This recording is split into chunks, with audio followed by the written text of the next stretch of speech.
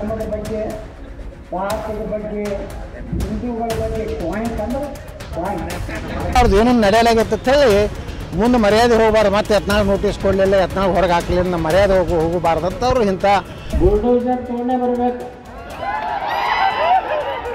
ನಾವೇನಾರು ಮುಖ್ಯಮಂತ್ರಿ ಆದ್ರೆ ಅವರು 10,000 ಬುಲ್ಡೋಸರ್ ಜಡ್ಜಿಗೆ ಆರ್ಡರ್ ಮಾಡ್ತೀವಿ. ನಮ್ದು ಅವರು ಪಾಪ ಯಡಿಯೂರಪ್ಪನವ್ರಿಗೆ ಈ ಕಡೆ ಪುತ್ರ ಅನುಭವ ಬಂದ್ಬಿಡ್ತು. ನಮಸ್ಕಾರ.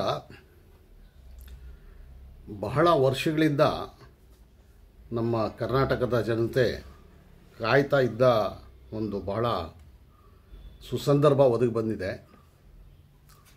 ಈ ಬಸನಗೌಡ ಪಾಟೀಲ್ಗೆ BJP ಹೊರಗೆ ದಬ್ಬಿದೆ. ಅದಕ್ಕೆ ಕಾರಣಗಳು BJPಗೆ ಬಗ್ಗೆ ಆತ ಹೇಳ್ತಾ ಇದ್ದ ಮಾತುಗಳು. ನಾನು ಇವತ್ತಿನವರೆಗೂ ಯಾರ ಬಗ್ಗೆನೂ ಏಕವಚನದಲ್ಲಿ ಮಾತನಾಡಿಲ್ಲ. ಆದರೆ ಈ ಮನುಷ್ಯನಿಗೆ ಬಹುವಚನದಲ್ಲಿ ಮಾತನಾಡೋದಕ್ಕೆ ಮನಸ್ಸು ಬರ್ತಾ ಇಲ್ಲ. ಕಾರಣ ಇಷ್ಟೇ, ಈ ಮನುಷ್ಯ ಒಬ್ಬ MLA ಆಗಿ ಆಯ್ಕೆಯಾಗಿ ಎಲ್ಲ ಜನರಿಂದ ಆಯ್ಕೆಯಾಗಿ ನಮ್ಮ ಸಂವಿಧಾನದ ಮೇಲೆ ಶಪಥ ಮಾಡಿ ಓದ್ ತಗೊಂಡು ಎಲ್ಲರ ಜೊತೆಯಲ್ಲಿ ನ್ಯಾಯವಾಗಿ ನಡ್ಕೊಳ್ತೇನೆ, ಎಲ್ಲರಿಗೂ ಸಮನಾಗಿ ಕಾಣ್ತೇನೆ, ಯಾರಿಗೂ ಅನ್ಯಾಯ ಮಾಡಲ್ಲ, ಎಲ್ಲರಿಗೂ ಒಂದು ಜಸ್ಟಿಸ್ ಒದಗಿಸ್ಕೊಡ್ತೇನೆ, ನ್ಯಾಯ ಒದಗಿಸ್ಕೊಡ್ತೇನೆ ಅಂತ ಶಪಥ ಮಾಡಿ ಸಂವಿಧಾನದ ಮೇಲೆ ಒಬ್ಬ MLA ಆಗಿ ಅಲ್ಲಿ ಬಿಜಾಪುರದಲ್ಲಿ ಮುಸ್ಲಿಂ ಮಹಿಳೆಯರು, ಮುಸ್ಲಿಂ ಕೆಲವು ಯುವಕರು ಇವ್ರ ಹತ್ರ ಏನಾದರೂ ಕೆಲಸ ಮಾಡೋಕ್ಕೆ ಹೋದರೆ ಸ್ಪಷ್ಟವಾಗಿ ಓಪನ್ನಾಗಿ ಎಲ್ಲರ ಮುಂದೆನೇ ಅವ್ರಿಗೆ ದೂರ ಕಳಿಸ್ಬಿಟ್ಟು ಜನರಿಗೆ ಏನು ಹೇಳಿದ್ದಾರೆ ಇವರ ಅನುಯಾಯಿಗಳಿಗಂದರೆ, ಬುರ್ಕಾ ಹಾಕ್ಕೊಂಡು ಬಂದವ್ರಿಗೆ ಮತ್ತು ಟೋಪಿ ಹಾಕ್ಕೊಂಡು ಬಂದವ್ರಿಗೆ ಇಲ್ಲಿ ಸೇರಿಸಬೇಡ ಅಂತ ಹೇಳಿದ್ದಾರೆ. ಅಂದರೆ ಸರ್ಕಾರದಲ್ಲಿ ಇದ್ಕೊಂಡು ಆ ಸರ್ಕಾರ ಸಂವಿಧಾನದ ರೀತಿಯಲ್ಲಿ ಎಲ್ರಿಗೂ ಸಮಾನ ಹಕ್ಕುಗಳನ್ನ ಕೊಟ್ಟಿದ್ದು ತಿಳಿದಿದ್ದು ಅದರ ಮೇಲೆ ಓದ್ ತಗೊಂಡು ಆ ಓತಿನ ವಿರುದ್ಧ, ಸಂವಿಧಾನದ ವಿರುದ್ಧ ಈ ಮನುಷ್ಯ ಮಾತನಾಡಿ ಬಹಳ ಕೀಳಾಗಿ ನಡ್ಕೊಂಡಿದ್ದಾನೆ. ಅದೇ ರೀತಿ ಬಹಳಷ್ಟು ಸಲ ಸುಮಾರು 5 ವರ್ಷಗಳಿಂದ ಅಥವಾ ಇನ್ನೂ ಜಾಸ್ತಿ ಕಾಲದಿಂದ ಮುಸಲ್ಮಾನರ ಬಗ್ಗೆ ಬಹಳ ಕೀಳಾಗಿ ಸ್ಟೇಟ್ಮೆಂಟ್ಸ್ ಕೊಟ್ಕೊಂಡು ಬರ್ತಾ ಇದ್ದಾರೆ. ನಾನು ಎಲ್ರಿಗೂ ಮಾತನಾಡ್ದಂಗೆ ಬರ್ತಾ ಇದ್ದಾರೆ ಅಂತ ಹೇಳ್ತಾ ಇದ್ದೇನೆ. ಆದರೆ ಈ ಮನುಷ್ಯನ ಆ ರೀತಿ ಹೇಳೋದಕ್ಕೆ ಮನಸ್ಸಾಗೋದಿಲ್ಲ. ಯಾತಕ್ಕಂದರೆ ಕರ್ನಾಟಕದ ಮುಸಲ್ಮಾನರಿಗೆ ಮಕ್ಕಳೇ ಅನ್ನೋದು, ನನ್ನ ಮಕ್ಕಳೇ ಅನ್ನೋದು, ಮಹಿಳೆಯರ ಬಗ್ಗೆ ಕೀಳಾಗಿ ಮಾತನಾಡೋದು, ಎಲ್ಲ ಮಹಿಳೆಯರಿಗೂ ಒಂದೊಂದು ದಿನ ಒಬ್ಬ ಗಂಡ ಬೇಕು ಅಂತ ಹೇಳೋದು, ಇದು ಒಬ್ಬ MLA ಮಾಡುವಂಥ ಕೆಲಸನ ಇದೆಲ್ಲ ಮಾಡ್ಕೊಂಡಿದ್ದ ಈ ಮನುಷ್ಯ. ಆದರೂ BJP ನೋಡ್ಕೊಂಬರ್ತಾಯಿತ್ತು, ಇದನ್ನೆಲ್ಲ ತಡ್ಕೊಂಬರ್ತಾಯಿತ್ತು. ಇವತ್ತು BJP ವಿರುದ್ಧನೇ ಎದ್ದು ನಿಂತಿದ್ದಾನೆ ಅಂತ ಹೇಳಿಬಿಟ್ಟು BJP ಹೊರದಬ್ಬಿದೆ.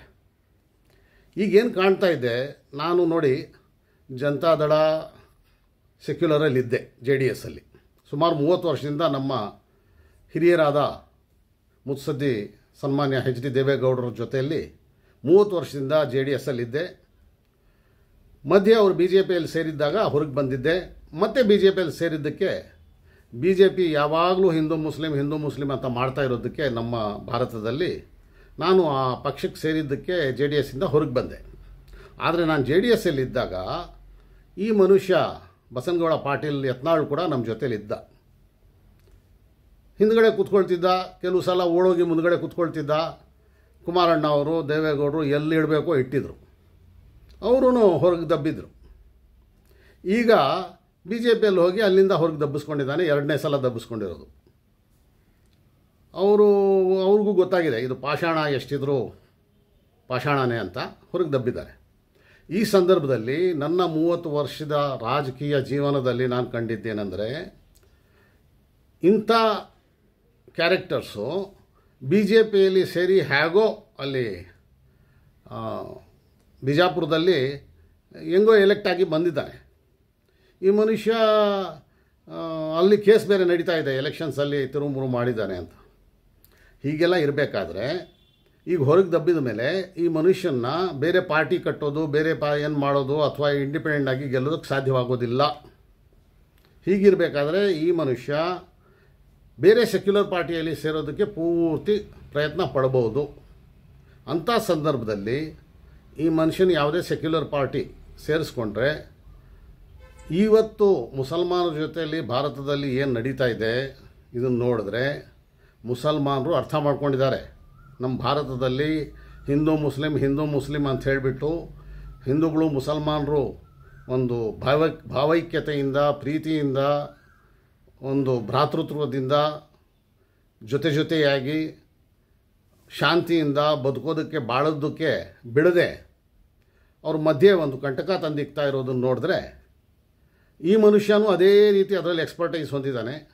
ಇಂಥ ಮನುಷ್ಯನ ಯಾವುದೇ ಸೆಕ್ಯುಲರ್ ಪಾರ್ಟಿ ಸೇರಿಸ್ಕೊಂಡ್ರೆ ಆ ಸೆಕ್ಯುಲರ್ ಪಾರ್ಟಿಗೆ ಮುಸಲ್ಮಾನರು ಪಾಠ ಕಲಿಸ್ತಾರೆ. ಯಾತಕ್ಕಂದರೆ ಯಾರು ಮೊನ್ನೆವರೆಗೂ ಮುಸಲ್ಮಾನರ ಮಹಿಳೆಯರಿಗೆ ದಿನಕ್ಕೊಂದು ಗಂಡ ಬೇಕಂತ ಹೇಳೋದು, ಮುಸಲ್ಮಾನರು ಅವರು ಮುಂಜಿ ಮಾಡಿಸ್ಕೊಳ್ತಾರೆ, ಅದು ತಪ್ಪು ಇದು ತಪ್ಪು, ಅದು ಸರಿ ಇದು ಸರಿ ಅನ್ನೋದು, ಆಮೇಲೆ ಮುಸಲ್ಮಾನರು ಟೊಪ್ಪಿ ಹಾಕ್ಕೊಂಡಿರೋರು ಬುರ್ಕ ಹಾಕ್ಕೊಂಡಿರೋರು ನಮ್ಮ ಹತ್ರ ಬರಬೇಡಿ ಅನ್ನೋದು, ಆಮೇಲೆ ನಮ್ಮ ಸರ್ಕಾರ ಎಲ್ಲ ಭಾರತದಲ್ಲಿ ಸರ್ಕಾರ ನಮ್ಮ ಸಂವಿಧಾನದ ಪ್ರಕಾರ ನಡೆಯುವಂಥದ್ದು. ಸರ್ಕಾರದಲ್ಲಿ ಸರ್ಕಾರ ಕೊಟ್ಟಿರೋ ನಮ್ಮ ಸಂವಿಧಾನ ಕೊಟ್ಟಿರೋ ಒಂದು ಹಕ್ಕಿನ ಪ್ರಕಾರ ಎಲ್ಲ ಪ್ರತಿನಿಧಿಗಳು ಆರಿಸಿ ಬರುವಂಥದ್ದು. ಈ ಮನುಷ್ಯ ಸಂವಿಧಾನನೇ ಬಿಟ್ಟು ಸಂವಿಧಾನದ ವಿರುದ್ಧವಾಗಿ ಒಂದು ಸಮುದಾಯವನ್ನೇ ಹೀಯಾಳಿಸ್ತಿದ್ರೆ, ಆಮೇಲೆ ಒಂದು ಸಮುದಾಯವನ್ನು ನಾನು ಏನು ಮಾಡೋಕ್ಕಾಗಲ್ಲ ಹೊರಗೆ ದಬ್ಬಿ ಅನ್ನೋದು ಹೇಳೋದಾದರೆ, ಇಂಥ ಮನುಷ್ಯನ ಯಾರೇ ಹಚ್ಕೊಂಡ್ರು ನಾವು ಭಾರತದ 25 ಕೋಟಿ ಮುಸಲ್ಮಾನರು, ನಮ್ಮ ಕರ್ನಾಟಕದ 1.25 ಕೋಟಿ ಮುಸಲ್ಮಾನರು ನಾವು ಅಂಥ ಪಕ್ಷಕ್ಕೆ ಸಪೋರ್ಟ್ ಮಾಡೋದಕ್ಕೆ 10 ಸಲ ಯೋಚನೆ ಮಾಡಬೇಕಾಗುತ್ತೆ ಇಂಥ ಮನುಷ್ಯನ ಸೇರಿಸ್ಕೊಂಡ್ರೆ. ಆದ್ದರಿಂದ ನನ್ನ 30 ವರ್ಷದ ರಾಜಕೀಯ ಒಂದು ಎಕ್ಸ್ಪೀರಿಯನ್ಸ್ ಜೊತೆ ನಾನು ಹೇಳ್ತೇನೆ, ಯಾವುದೇ ಸೆಕ್ಯುಲರ್ ಪಕ್ಷ ಇಂಥ ಒಂದು BJPನೇ ಪಾಷಾಣ ಅಂತ ಹೊರಗೆ ದಬ್ಬದ ಮೇಲೆ ಇಂಥ ಮನುಷ್ಯನ ಯಾವುದೇ ಸ್ಥಳ ಕೊಡಬೇಡಿ. ಕೊಟ್ಟರೆ ಒಂದು ಸ್ಥಾನ ನಮ್ಮ ಸೆಕ್ಯುಲರ್ ಪಾರ್ಟಿಗಳಿಗಿರೋ ಸ್ಥಾನನೂ ಕಳ್ಕೊಳ್ಳೋ ಚಾನ್ಸಸ್ ಇರುತ್ತೆ ಅಂತ ನನ್ನ